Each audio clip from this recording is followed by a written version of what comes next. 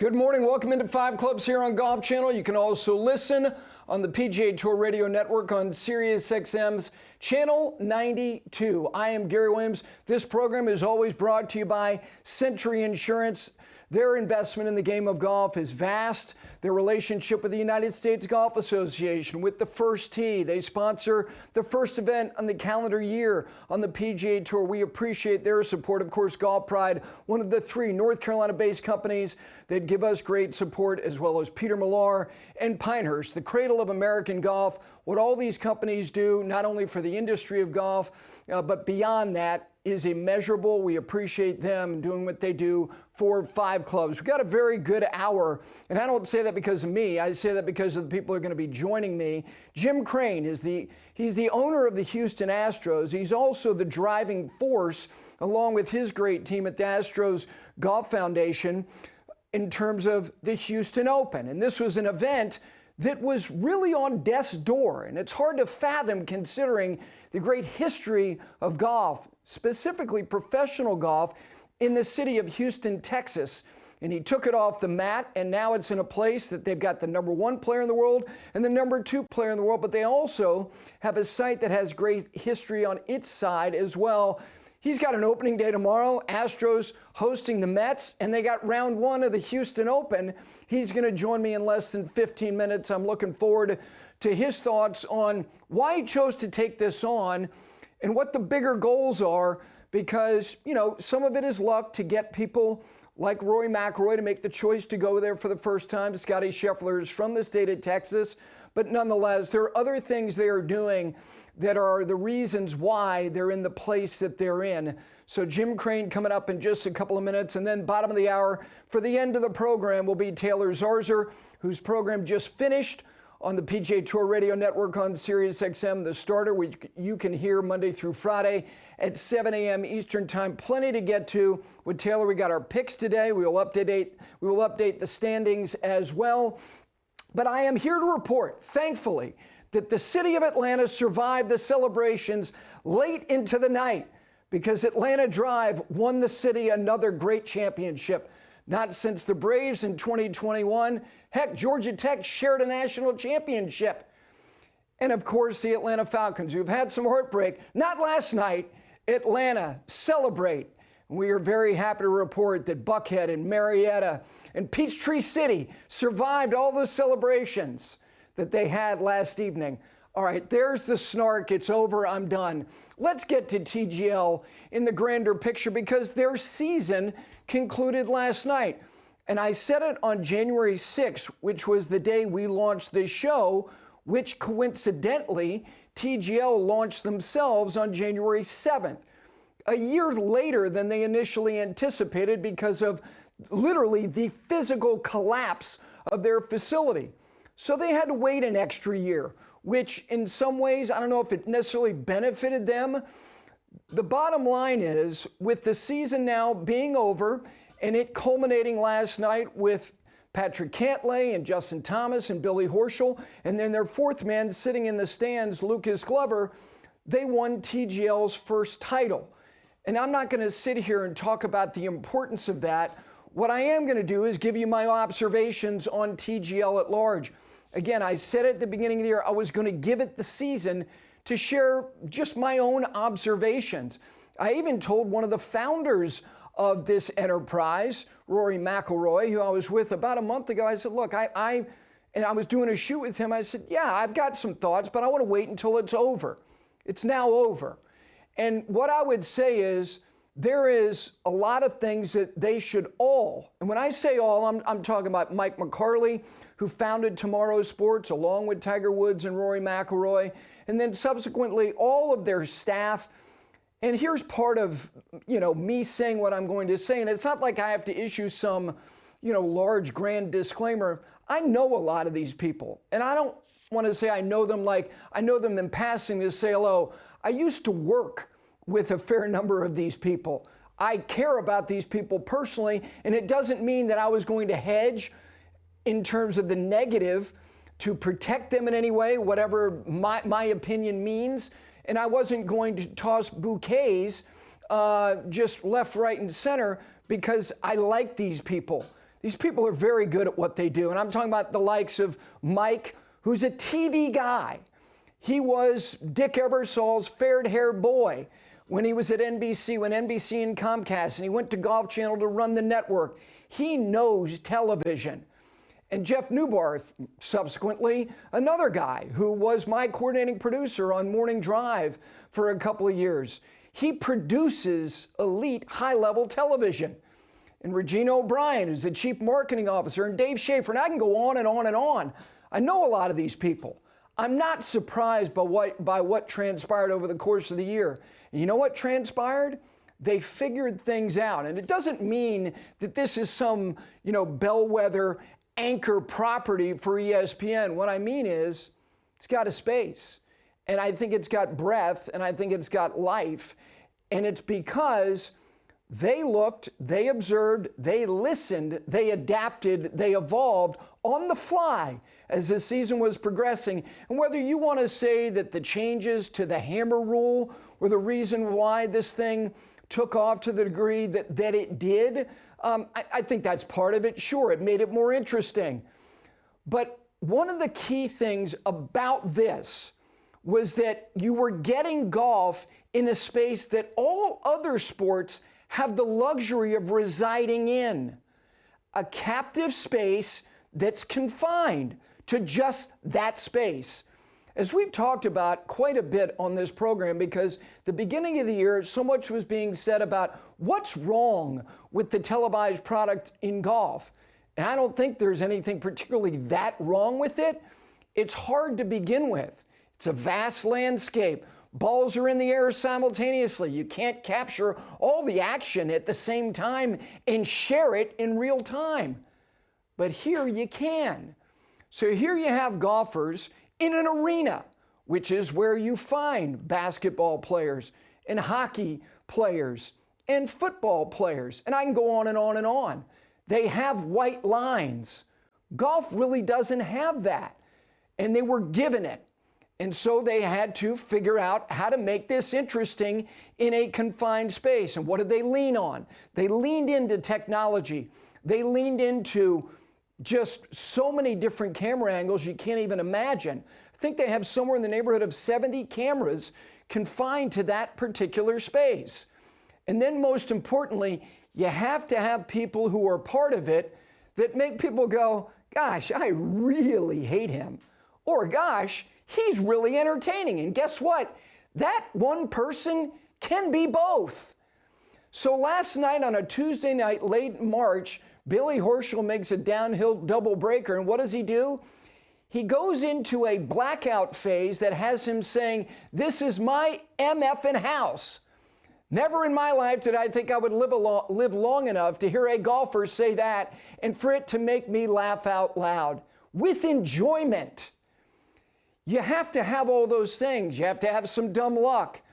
TGL had an audience that when it started was topping 1 million people and was tossing to what is a staple property this time of the year on ESPN, which is college basketball. And you know what happened to the audience? The audience went down. And I'm not saying that sustained itself over the course of the season. I will say this about what's next for them. If LIV finds some mild reintegration to the PGA Tour, LIV United, make it Bryson and Brooks and John Rahm, and you can add a fourth, Tyrrell Hatton, and let him bark at himself and everybody else till the cows come home.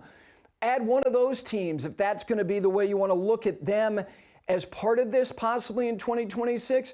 One of the other things is you took 3 broadcasters, and Marty Smith, Scott Van Pelt, who was on site last night, which added a little bit of weight and a little bit of gravitas to the atmosphere, and Matt Berry, who are front-facing individuals for the most important properties on ESPN. So it's not like they gave you 3 up-and-comers that you might have known a little bit about. These are 3 of the most important broadcasters that ESPN employs, and they dedicated themselves to this, which helped it. It helped it look like it was a pretty big deal.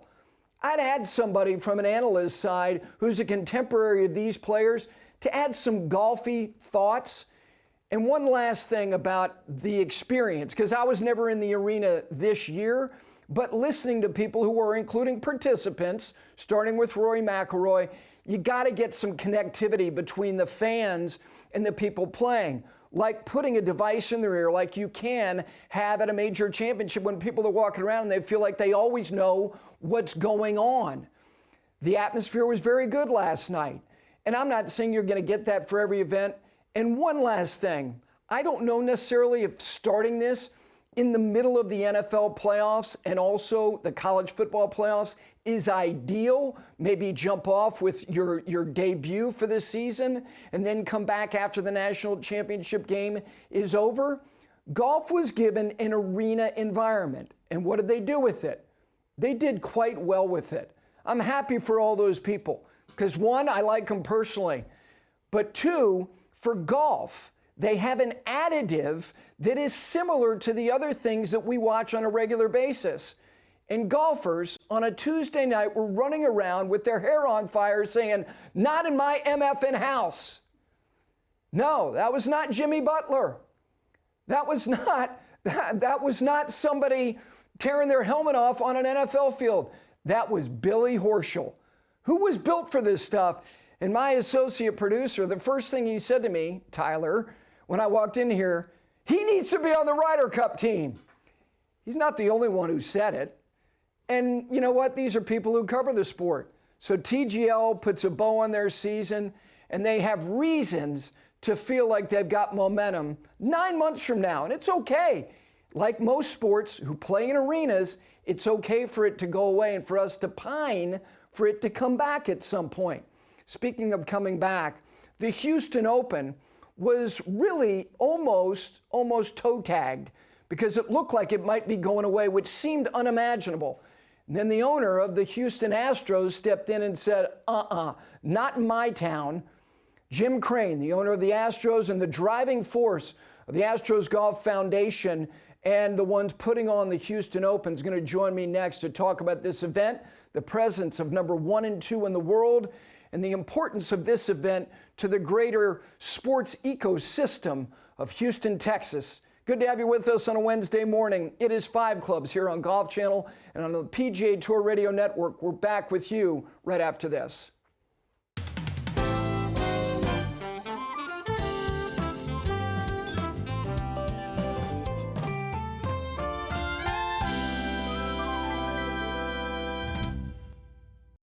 Back in on this Wednesday. It is 5 Clubs. This segment is being brought to you by Golf Pride. When it comes to grips, no matter your level, Golf Pride is the #1 grip trusted by golfers around the world, including the best players in the world. And the best players in the world this week are in Houston, Texas, at a site that has incredible history on its side. It has been resuscitated.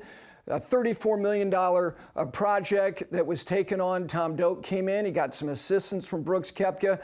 But the only reason all those things happen is because Jim Crane, who owns the Houston Astros, said, you know what, let's my foundation, the Astros Golf Foundation, take this thing on and make it what we expect it to be. He's joining me now from the site of the golf tournament. Good morning. Thank you for getting up early for me. I know you've been up probably for hours. It's a big week for you. Got opening day tomorrow. How you feeling? We're good. It's busy around here. They're getting ready to play the Pro-Am, so we're all excited. Got a big week with the golf tournament here, starting on the same day as opening day, so a lot of action in Houston this week. No question. I want you to give people a little history lesson. I was mentioning at the beginning of the show, you know, when sponsorship goes away, it puts these tournaments in peril, and that's what happened with the Houston Open. And the site, where was it going to be? Why did you make the choice with your great staff to take this thing on and do what you've done? Well, I'll give you a little history. 1946, Byron Nelson won here. 1950, Kerry Middlehoff. 52, Jack Burke. And in 57, Arnold Palmer won here. And the reason they didn't play here, it had moved out to some of the newer courses over the years. And, you know, the course was in disrepair, but it's a great piece of property, 300 acres. And we were able to get the city's help, some conservancy help with a lot of great people in Houston to donate. and we were able to pull it all back together and get Doak in here and make it a world-class golf course again. And now we've got it in really good condition, I think, which has drawn a lot of great players here. And it's 2 weeks before the Masters, so we got lucky and got everything put together, and got great support from all the volunteers. It's just a team effort here, and a great thing for charity Texas Children's. You know, Jim, what you were saying about the history of who won there, literally there, where you were sitting on that land. And so it's a time capsule that has gotten itself a modern day renovation, restoration. That was Jimmy Demaret's haunt before he built Champions. Every great player has walked that land since professional golf became a thing in this country. So when you took it back to Memorial Park in the shadows of downtown, you're close to downtown, to the Galleria, to River Oak. This is a municipal golf course, which I know is very important to you. This is where people play every day. Well, a lot of us started on these kind of courses. You know, I got to play golf when I was younger. And, you know, I played a lot of municipal courses, and, you know, it's cheap enough where you can afford it. And, you know, now we've got a lot of demand here. What's really interesting is the golf course makes $1 million more. The driving range makes $1 million more. And, you know, we donate $1 million to the city parks to kind of maintain these programs. And we got a big first tee program. So it all kind of fit together. And, you know, it's turned into an engine for more city funds. And basically, we also put in some big lakes, which saves the city millions of gallons of water. So it had an eco element to it, too. So, you know, I'd like to tell you I had it all figured out when we started, but it all came together pretty well. Jim, when you take it on and you move the site, you go back to Memorial Park, you make the investment into doing what you did to the golf course with Tom Doak. You also had to deal with the circuitous route back to this date. What did you learn from what was, you know, a COVID situation in 20, the fall date, now back to where you feel like you rightfully belong, kind of a rite of spring, early spring date? What did you learn over the last 5 years? Well, you know, the tournament was lost. I mean, the sponsor backed out, and the tournament was in bad shape. So we had to kind of prop it up a couple years where it was played before, but with the intention to move it down here once we got a little wind behind our back. Some tough times through that, and we're able to financially keep it moving forward. And, you know, now it's at full steam. I mean, we should make our $5 or $6 million for charity this week. But getting it back down here, I think, was key. It wasn't drawing well out in the other areas. It's too far out. Now you've got it right in the middle of town. It makes it very convenient. And to be honest with you, we've got a ton of big companies, you know, helping us on this. This is not Texas Children. There's a lot of big names. Chevron built a big building here and has STEM and First Tee programs here. The locker room actually converts into classrooms. On the back of the lockers, there's chalkboards or writing boards. So really the pros locker room, which I'm sitting above, has classrooms in it. So it's all pretty interesting how it all works. I want to go back to something you said earlier about the condition of the golf course. You're doing these players an enormous favor. It's not just the condition, it's the agronomic makeup of this. Explain to people why it was important for your staff to give these guys a condition that they're going to see in a couple of weeks. Well, we knew the players, all the good players that are going to try to play at the Masters are going to play at the Masters. They're used to perfect conditions. And quite frankly, most of the courses they play are very good condition. When we got it back to the spring and the fall, we couldn't, you know, in the first couple of years, we could not, you know, basically get the golf course in that condition because you couldn't overseed it. So we've overseeded it. And it looks a little bit like Augusta. It's in great condition. The greens are perfect. I got a text from Jimmy Walker and said the greens are fast and true. He said that some of the best I've seen in a while, you know, in Texas. So, you know, the conditions are great. Good practice facility. It's a little more wide open like Augusta, and I think that's why we're drawing some more players in here. Once they knew the condition was good, they were going to show up. You know how they like good conditions. Absolutely. You know, Scheffler is a Texas guy. Guys like him, Jordan Spieth, they've always exercised loyalty to these events based on their scheduling as best they can. The Rory impact, when he kind of teases you, and then he makes the declarative statement that I'm going to Houston. Give everybody an idea of his impact immediately on the interest level of the event? Well, as soon as it was announced, the ticket sales went way up. So we're very thankful to him and Scottie anchoring the thing. And there's a lot of other great players here. So it should be a great week of competition. But, everybody wants to see the best of the best, whether it's a World Series or NBA championship or a Super Bowl. This is kind of our golf Super Bowl here this week. And so it's going to be fun. What is next? I know your team, Giles and everybody else, it's always about, okay, this was great, let's make it better. What are the things that you focus on during a tournament week? And again, you got your ball club having an opening day tomorrow. You're going to be spread all over the place. But what do you look out for? Is it mostly you getting input from people? Well, we go out after every tournament and try to figure out what we can improve. Certainly changing the course and hadn't played a tournament here in a long time. There's a lot of things we needed to do. So, just pathways and access and more entries and, more merchandise in certain areas.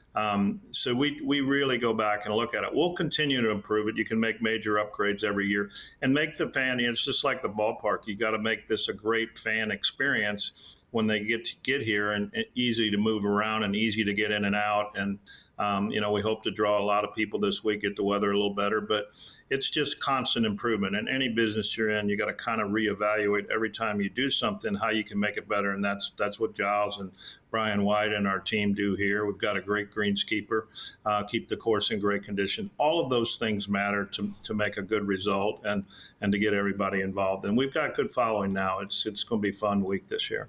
All right, let's get Jim Crane, the owner of the Astros, the driving force of this great event that's back to where it should be in the springtime on the PGA Tour calendar with 5 to go. 5 quick questions. To give people context, Jim Crane can play golf in 2006. I don't know if he liked this, being voted the #1 CEO golfer by Golf Digest. When you saw that, you said, how did I get that tag? Well, in those days, they could go back in and anybody could look at where you played and when you played there. And, I was running a public company at the time. The first question I got when I went to a stock meeting or tried to sell some stock is, how much golf you play? I said, well, I just hit balls late in the afternoon or when it's getting dark. I'm not playing that much. So, but they could really track how many times you play. That changed after that. Yes, it now did. You can't go in there and get that information. So, I love to play. It's a great game. You get to meet a lot of great people. I've got to play with a lot of great players. Good friends with Butch and Claude. Claude's in here today teaching one of the young kids that's going to be in the Masters, the kid that was runner-up in the national championship. So, we've got some fun things going on this week, and you see some interesting people here. All right, 5 quick questions for you to get you out the door for people to know. Jim was a baseball player. Played at the college level, but I want to ask you, I don't know how much you followed golf growing up, but who was your favorite player, favorite golfer when you were growing up? Well, when I was a kid and started playing, my dad used to take me to public courses and I'd pull his cart for him. And I got clubs when I was 12, but he always loved Arnold Palmer, and we always watched Arnold Palmer on TV. That was kind of our guy. And, Arnold Palmer had dry cleaners back then. We used to take our dry cleaning to Arnold Palmer's dry cleaning, if you can believe that. That's how far back that goes. But he was our favorite. All right, the tour player who gives you the most shots. I know sometimes you'll find yourself in games with some of these guys. Who gives you the most shots? Well, they got to give me a lot of shots now. But, I've got to play with a lot of great guys. I mean, they're +6, +7. I mean, you can't really handicap the game, but I'll take all I can get. But, they'll give you 7, 8, 9 shots. You think you can take them at that point. All right, your favorite golf course that's not your own. You can't say the Floridian. What's your favorite place? Well, I've been fortunate enough to have a place in Pebble Beach a long time. I don't think there's a better walk when the weather's good than Pebble Beach with the surroundings. I mean, it's just majestic. It's a great walk, and it's just a fun place to play from a scenery. And the course is very good, when they have it ready to go for a tournament. So that's my favorite spot. That's my favorite walk. If I could do, I have it in my mind every time I think about it. I think about that walk with great weather and all that beautiful scenery. Okay, I'm not trying to get you in trouble with the other owners, but just be honest. The baseball team you take the most pleasure in sweeping in a 3 or 4 game set. Who is it? Oh, it has to be, all the big guys. I mean, we've been fortunate enough to be very competitive for a long period of time, and this year will be no different. But, you like to beat LA, you like to beat New York, Yankees, the Phillies, Boston. I mean, there's no particular order. Those big teams, when you're there, they know who we are now. That wasn't so much the case when we took over. We had a team that was fairly down the chain, and now when we play, we draw, and we've created some great rivalries there. So the big teams are fun. Yeah, you got the Mets coming in tomorrow to start your season. Last question, and it doesn't matter whether most people don't know who this is, but your friends will know. Who's the person you like to beat one up in a closeout match, whether it be at the Floridian, Lochinvar? Who's the guy you love to get in his pocket the most? One guy. I got to name one guy. Well, Giles played college golf, so I really like to beat him. He's president of the Golf Foundation, and he works hard. So I'd say I'd like to beat up on Giles. All right, very good. Listen, I know you've got a very busy week. You're awfully kind to indulge me to come on the show. We hope that you have a great week with 1 and 2 in the world in the field, big crowds. Hopefully the weather Friday, you skirt around that and have a big weekend. Thanks so much. Thank you, Gary. Thanks for having us on. Look forward to having a great week here. Appreciate it. Thank you. That is Jim Crane. Again, the Astros Golf Foundation, the driving force of what is an event that should always be where it is, which is early spring in Houston, Texas. And, of course, he is the owner of the Houston Astros that are opener tomorrow. First pitch against the New York Mets, 3:10 local time there in Houston. We take a break. We come back. Taylor Zarzour will join me in studio for the balance of the show. Back right after this.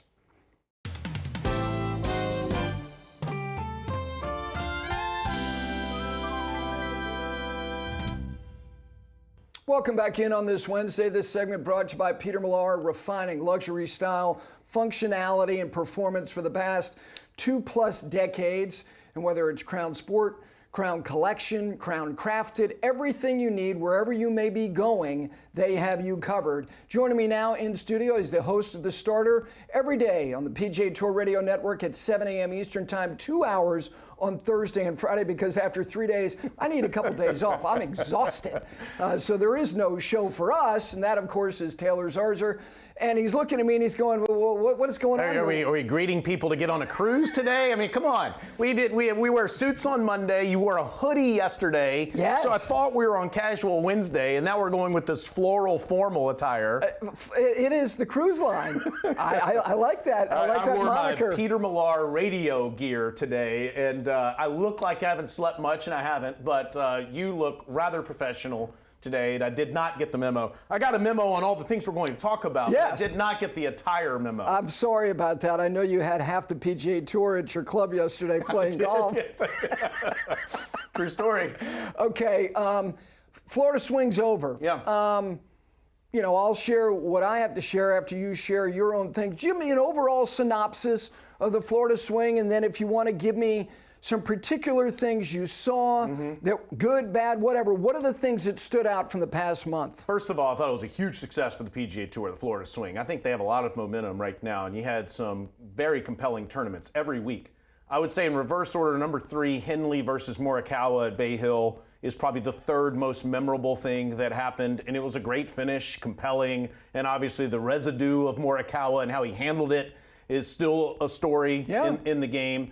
2, Hovland and Thomas at the Valspar, which was a bit unexpected, but that I turned away from Duke clobbering Baylor to watch that on Sunday, and I think a lot of other people did too. It was a compelling finish, and 2 of the biggest stars in the game, battling it out and playing the way they did was terrific. Certainly Rory winning the Players would be number 1 on that list of the most memorable things that happened throughout the Florida swing. My favorite thing that happened was Luke Clanton getting his tour card in Palm Beaches, and just the powerful moment that he shared with his family after securing his PGA Tour privileges. To me, that is something that LIV or any other league doesn't have. It's just the meaning behind getting your PGA Tour privileges, and we saw that on display. No, I'm glad you mentioned that. I don't want to diminish what Joe Highsmith did in winning the first event. I asked you to pick 3. Yeah. Totally get it.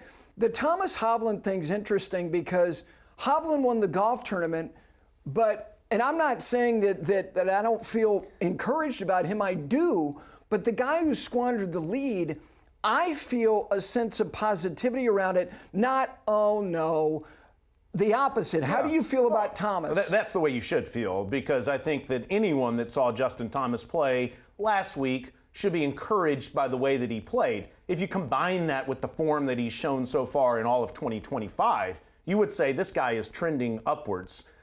I do believe he's going to win massive tournaments, plural, in 2025 if he can keep this up. He is going to cash in, and he is going to win these tournaments given the way that what we've seen so far. So yeah, I don't see that as a disappointment. I do think when it's been a long time since you've won, you have to remember how to do it. And he's remembering how to do it. So yeah, I see that as a huge encouraging sign for Justin Thomas. The thing about Justin Thomas is that when he's at his best, like, he is such a show-off. And I mean that in a great way. Like, he's entertaining. He's good television. And that doesn't mean everybody's going to like it with these club twirls that are next level, but it's all the other stuff. It's him walking in putts and kind of this kind of little sachet that he gets going. He's got a vibe. He's got a mojo. He was showing off on Sunday. That's the first time I felt like he had a level of comfort in his execution. And again, he hits a tee shot left on 16.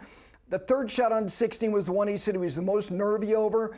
Hits it left on 18. But all the other stuff, getting to the lead, was him being who he is, which is a show-off. And that's a good thing. It is a great thing. He's one of a handful of guys that can bring the crowd with him on the PGA Tour. And he knows it. And he did it this past weekend. He did it shooting 62 and tying the course record at Ponte Vedra the week before on a Friday, and the whole place was captivated by what he was doing. Some of his best friends in the world are right next to him on the 17th hole, and he felt that energy and he thrived off of it. So certainly he can do that. If he has to improve one thing, Gary, his driving accuracy numbers are off. He's outside the top 100 in strokes gained off the tee and driving accuracy. That has to improve. When that guy puts himself in the fairway with a short club, he's going flag hunting and he's making birdies. So it simply comes down to that, I think, for Justin Thomas in winning one of these tournaments. The Hovland thing is, we know he's always been a good iron player, even through all these funky periods that he's had. A lot of self-examination that he shares out loud. He and Justin Thomas both have been two of the worst putters on the PGA Tour. And on Sunday, winning a golf tournament, and it wasn't just Sunday, it was the whole week. They were two of the best putters in the field. So for Hovland, what does all this mean? Well, I'm glad that you mentioned his putting, because we've all been talking about what he's saying about his golf swing and how lost he seems even while winning a tournament. I think almost everybody that's watching or listening to this program right now can identify with Viktor Hovland in what he's saying. They can't identify with the winning that he's doing, but they can identify with being lost on the golf course and not knowing where the golf ball's going. But all while that's going on, certainly this last week, you were right. His putting was spectacular, and he doesn't get enough credit for that, and we don't talk about that enough. But that, to me, is what won him the golf tournament on Sunday. I still don't know if I believe in him winning more tournaments moving forward because of what he's saying about his own golf game and how obsessed he seems in finding the perfect swing. We've seen a number of great players do this. VJ Singh is probably on a range right now. Jason Duffner is probably on a range right now. Tiger Woods, and Brandel Chambly's been talking about this for decades and will still talk about it till the day he dies. Tiger Woods played the greatest golf ever 25 years ago and then changed his swing. So Hovland's not alone in being a world-class player. You could argue 2 years ago playing the best golf in the world around the end of the PGA Tour season and in the Ryder Cup, and then immediately wants to abandon all of it and change it. We've seen other players do that before, but I am a little uncertain of what we're going to get next because I don't think he knows. Okay, let's get your check, little heat index check as we go. We've got two starts. Let's start with Rory. He's going to play Houston. I would imagine the last 2 days he probably had some not-so-cheap wine at the place where he was at, getting a little recon in before heading to Houston to play in this event for the first time. How do we temper all this, knowing that there's no reason to temper it? It's just such a big mountain to climb. So I said this on my radio show before your show on Sirius XM this morning. We played a clip from Jack Nicklaus and Tom Watson 2 years ago at the Masters after they hit the honorary tee shots, and they both said it's completely between the ears with Rory winning a green jacket. And I don't think we can abandon that. I think we're all going to be paying attention to, can he cross the line here? How he doesn't pay attention to that and isn't distracted by it, to me, is the big question I have, is how does he get out of his own way and not think about the mental hurdle it's going to take to win the Masters? The longer this goes on and the more we're interested in it, I think the more distracted he is by it. And that's only natural. You could absolutely say Ted Williams is one of the greatest hitters, if not the greatest hitter to ever live. And if he lived today, having never won a world championship, can you imagine the questions he would have to answer? No. If Dan Marino played in this era of professional football, imagine the records he would have shattered. He never won a championship. Can you imagine what he would have had to go through? So Rory's not alone in will he ever win the Masters or win the big one, but that's a lot to handle. And I think it's totally between the ears when he gets to Augusta National. Yeah, he's won 4 big ones, but it's this one. It's this one in terms of what it would mean in terms of, closing and tying that bow on all 4, which is such a big thing. Technically, he hits some shots, which makes me think if he can do that type of stuff, because you know how his iron play is, it can be really good and then it can be average. And average at Augusta National, the result is far more damaging because of the contour of those greens. You miss your marks there. They're not 18 feet, they're 38 feet.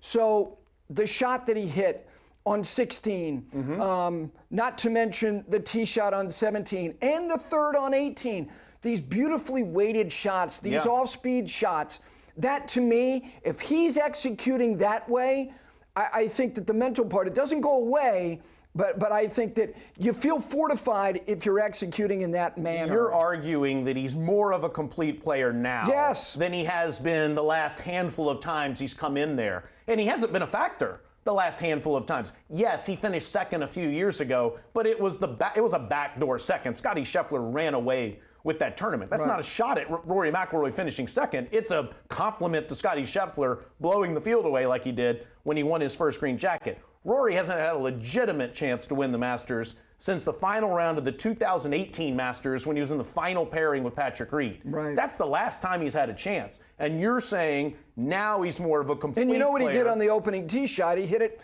It looked like he hit it on Washington Road. Right. And you're going, my God, how did that happen? And you're saying now he's got more tools in order to win. And I would agree with you. But I would also say this, Gary. If we put all these guys in the Jamboree field, the member at Augusta National, I think Rory McIlroy would blow the field away. I think it's because it's the Masters and because he's trying to complete the career Grand Slam that adds extra pressure no matter what his tools are. Absolutely. I think you would agree. He's equipped with areas like these sticky chips that you're going to get. I think his small ball is better. When he was winning golf tournaments by 8 shots, it was an arsenal of driving it in places nobody ever seen, being closer to the hole, and just, kind of running away. Yeah. I think that he has the ability with guts and guile to hold rounds together better than he used to. But you're right, that vortex is unlike anything not only he's ever had to experience, but anybody as well. All right, the Scheffler thing. 5 starts, lives in the top 25. He usually lives in the top 5. Give me your assessment. I don't think that he's played poorly. No. I think he thinks he's played poorly. I think he is more agitated by the way he's played than you are or I am or anyone watching him is. You look at his results and say, okay, he's had a fairly good start to the year, certainly given the fact that he's coming off this hand injury and he's had to deal with that. He made a really good point in the last week on a pre-Masters media call where he said what the hand injury did, the wine glass injury that he had over the holidays, what it did, or I guess prevented him from doing, is working out properly to prepare for the 2025 season. I think that's more of a factor probably than the hand is, and why we've seen some inconsistent performance so far. My expectations this week in Houston, I know Rory, McIlroy, and Scottie Scheffler are playing in the field, but there's a big gap after those two. Right. This is a win for any tournament's winnable for Scottie Scheffler, but this one especially is winnable.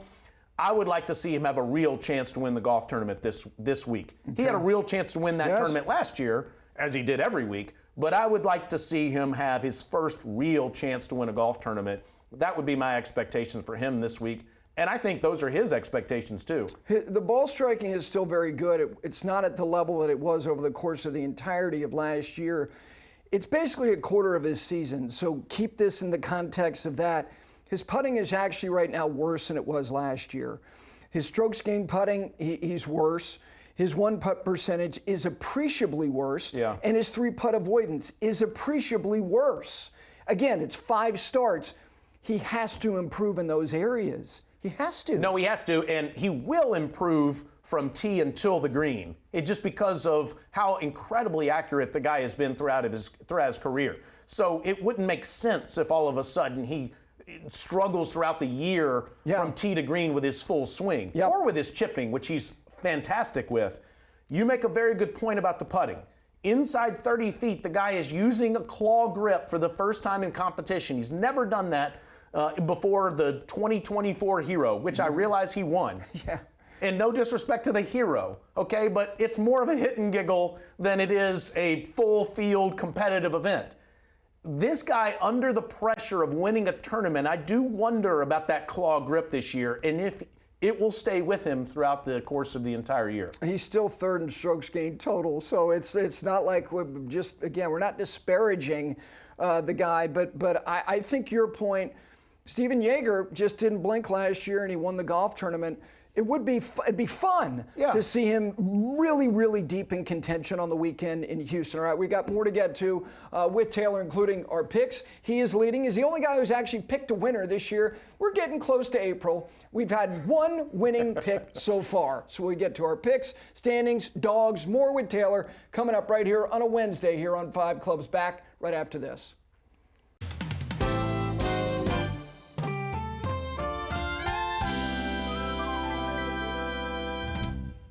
We always end the week with dogs, and send them in if you've got a dog that spends time on a golf course. Dogs at 5clubsgolf.com. All right, Taylor, let's get right to it. Andy Johnson, the founder of Fried Egg, was on the show last week. And guess what? He wants his dog on this week. And this segment is being brought to you by Pinehurst, the cradle of American golf. That's Violet. Violet goes to good places. That's at Sandhills in Mullen, Nebraska. A long-haired Chihuahua. We appreciate Andy Johnson having Violet get a little love. Okay, those dogs, Annie, Rory, and Armour, Portuguese water dogs. The owner is Ken Porteous.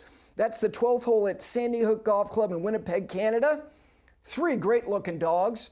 That is Sweetens Cove. That's Robbie Herzl. That's his dog, Max, an 8-year-old chocolate lab from Paris, Kentucky. That's a great photograph. We move on to Dennis Brown, who's got 2 dogs. That is Gracie on the left. That's Fritz on the right. Gracie is a 3-year-old Chihuahua. Fritz is a miniature dachshund. That's South Windsor, Connecticut at the Topstone Golf Course. And then finally, Steve Percy is the golf course superintendent at Evergreen Golf Course in Nipawin, Saskatchewan, Canada. That is Trigger. He greets members and he chases off squirrels. That is a versatile dog right there. All right, dogs of the week. Send them in, dogs at 5clubsgolf.com. Okay. I love the dogs. I know you do. Gracie's getup is similar to yours, by the way. I liked her attire. I think Gracie would look very good in the cruise line. The field this week is, like you said, it's got 1 and 2 in the field, and then some other guys very capable. Let's look at the standings, because every week we can celebrate the fact that Taylor is still on top of the standings. Yeah. Of course, all the different platforms he's on, he picks like 9 different guys every week. He has got $5.64 million. He's got the 1 win.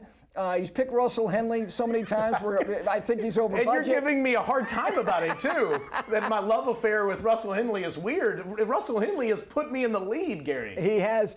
Gil was right there. He had Justin Thomas last week. He currently hates Justin Thomas for blowing a 3-shot lead. Brendan Young has been in a he's been in a coma for 3 months. Here are the pitch. First time, Taylor. We have everybody's chosen a different player. What do you think of that? I like it. We're getting more creative this week. Max Gracerman is my pick, the Duke Blue Devil, who has been hot so far this season, played consistently well. No Cooper Flag, but he's not. But he is a solid player. Yes, he is. Yeah. Those are. It's interesting that Gil is I was thinking about Scottie Scheffler obviously this week for many reasons, but because of the rules being what they are, and you can only pick a player 5 times, I didn't want to waste Scottie Scheffler on Houston. Gil has picked Scottie Scheffler 3 times now. Oh, boy. You picked Henley 3 times. Yes. We didn't think we were going to be in a situation where Henley would be tapped out by Masters Week. I get it. I get why. I mean, Gil played Justin Thomas last week. I went with Aaron Rai, who not only has played well in Houston, the guy, he's got 3 straight top 15s. He's finished 7th in Houston twice. I think he's on the periphery of the whole Ryder Cup thing with Europe, even though they've got a lot of depth. Oh, he's got a real chance to get there. I really enjoyed covering this tournament. I did it for PGA Tour Live last year, and your interview with Jim Crane was terrific. Jim is so candid, and he's free, it seems, to say whatever he feels, which is great to have a leader like that is in charge of your tournament. But there's a lot of that golf course that is familiar to the eye. He's got the last word. See you next week.